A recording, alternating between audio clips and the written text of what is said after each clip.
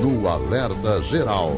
Bate-papo político com jornalistas Luzenor de Oliveira e Beto Almeida. A notícia é boa porque os prefeitos devem ficar atentos com o prazo aberto para a apresentação de projetos na área do Programa de Aceleração do Crescimento PAC. São pelo menos 65 bilhões de reais que o governo federal está destinando para 27 programas nas áreas de infraestrutura das cidades, como renovação do transporte coletivo e também a habitação. Mas são muitas outras propostas e projetos, ações dentro do PAC, jornalista Beto Almeida, que pode ajudar os municípios na captação de recursos e obras importantes para a população. O prazo de apresentação de projetos já está aberto e os gestores municipais não devem perder essa boa oportunidade. Prazo longo para a apresentação dessas ideias, desses projetos. Beto Almeida, bom dia. Beto Almeida. A análise política com credibilidade e isenção.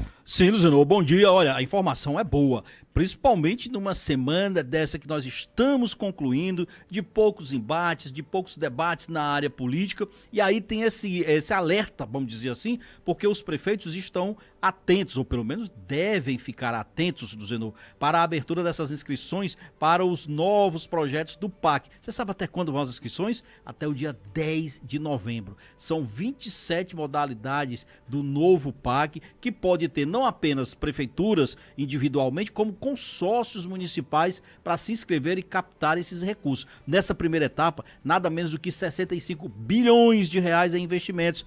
Até uma segunda etapa, viu? Em 2025 serão mais 70 bilhões de reais. Então, a gente observando bem, nós vamos ter investimentos de 6 ministérios: cidades, saúde, educação, cultura, justiça e esporte. Esses projetos poderão ser inscritos em todas essas áreas, cada uma delas tem recursos. O que tem mais recursos é a área de cidades, Zenor. São 44,84 bilhões de reais nos projetos, que aí envolve muitas coisas de infraestrutura para essa área das cidades. Na saúde tem quase 10 bilhões de reais. Na educação também um valor muito semelhante, 9 bilhões e 240 milhões de reais. 640 milhões de reais para a cultura, 390 milhões para a área da justiça e 180 milhões para a área de esporte, Luzinor. E aí está prevista a construção de quadras, de campos com gramados sintéticos, as nossas areninhas conhecidas aqui.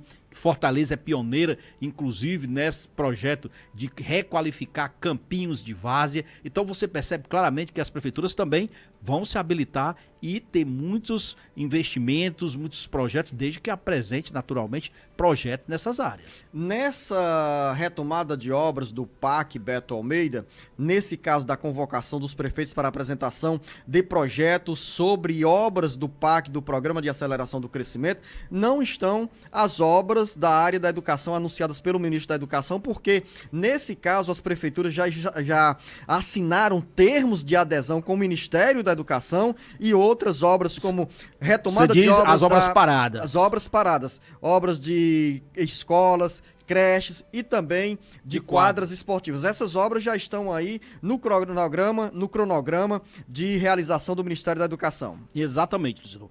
Isso aí é uma etapa que já foi vencida, que as prefeituras, inclusive a maioria aqui no Ceará, apresentou suas propostas de recuperação, fizeram avaliação em relação a obras que estavam paradas, a situação em que essas obras se encontravam, se valia a pena elas serem retomadas, e quem está liberando recursos para essas obras serem retomadas é o FNDE, o Fundo Nacional de Desenvolvimento da Educação, que é ligado ao Ministério da Educação, que, portanto, não diz respeito a esse novo PAC. Nesse novo PAC, por exemplo, aí entra aqueles projetos de urbanização de favelas, de regularização fundiária, que é algo extremamente importante, porque qual é a grande cidade ou a média cidade hoje, inclusive aqui no estado do Ceará, que não tem problema de regularização fundiária? Quando a gente fala em regularização fundiária, no popular é o papel da casa. É a pessoa ser dona daquele imóvel que de algum modo ela ocupou e que não tinha o domínio legal sobre aquele imóvel. E aí tem verbas previstas para isso. Tem também problemas, aliás,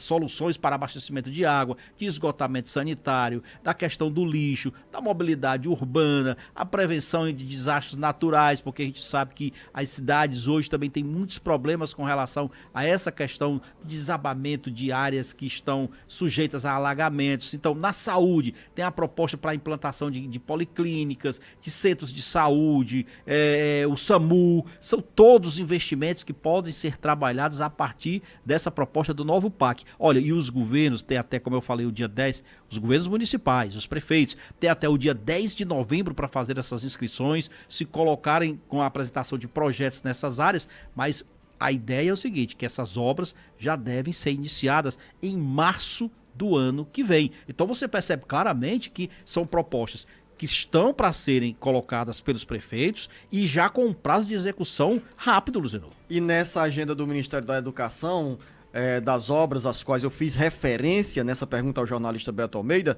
o ministro da Educação, Camilo Santana, disse que serão pelo menos 4 bilhões de reais a serem investidos entre 2023 e 2026 na retomada de obras que estavam paradas, como creches, escolas e quadras esportivas. E a expectativa é que nesse período sejam gerados pelo menos 450 mil empregos diretos na retomada dessas obras. Como o assunto é dinheiro público, orçamento da União, o governador Elmano de Freitas, jornalista Beto Almeida, já vem se articulando com os deputados federais e senadores do Ceará para garantir uma boa fatia de recursos no orçamento da União de 2024 para obras e manutenção de serviços no âmbito do estado do Ceará. Uma das preocupações é justamente com a destinação de verbas orçamentárias para compra de equipamentos do hospital da Universidade Estadual do Ceará, UES, construído no bairro do Itaperi, em Fortaleza. Paralela a essa movimentação de Elmano de Freitas, o prefeito José Sarto de Fortaleza também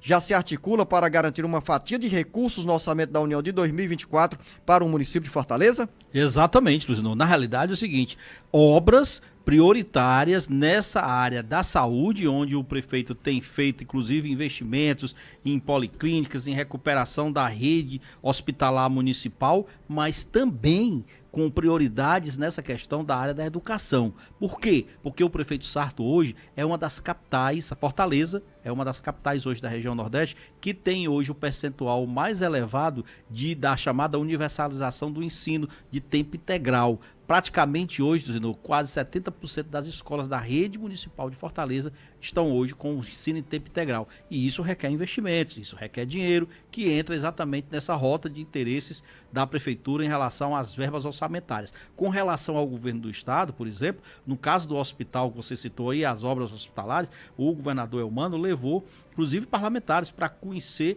a conclusão das obras físicas do Hospital Universitário da UES. A entrega agora é para o mês de novembro próximo. Então, qual é o próximo desafio? É exatamente licitar a compras de equipamentos para o hospital. E aí ele vai precisar exatamente de que esse que vai se tornar o maior hospital público do estado do Ceará esteja com os seus equipamentos em dias, e para isso precisa de verbas e do apoio da bancada federal. Paralela a essa situação do governo do estado, a prefeitura também está preparada para manter essa rede de saúde. O prefeito Sarto, repito a pergunta, vai garantir dinheiro junto ao governo federal, principalmente no orçamento da União de 2024?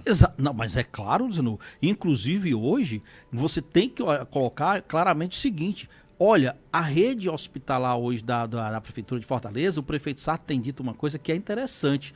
Você sabia, Zenu, que hoje, por exemplo, Salvador tem, parece-me que são 2 ou um hospital público de grande porte. Fortaleza hoje, você tem um Hospital da Mulher, você tem Gonzaguinha, você tem Frotinha, você tem o Frotão. É uma rede que exige, sim, um esforço monstruoso de você manter todas essas unidades em perfeito funcionamento. E aí sim entra o empenho do prefeito em trabalhar junto à bancada a liberação de emendas para a capital. Nós estamos tratando da 4ª capital do país. Então aqui é aquela história, tem que estar em sintonia com o governo do estado, com a bancada federal, para garantir esses recursos. Lembrar para você, ouvinte internauta, que é um assunto que interessa a muita gente, principalmente nos municípios, que o orçamento da União de 2024 vai ser aprovado até o dia 31 de dezembro novembro deste ano, e nesse conjunto de ações que estão sendo discutidas está também a emenda individual parlamentar impositiva de cada deputado, de cada senador. Em 2023, essas emendas garantiram uma boa grana para o estado do Ceará.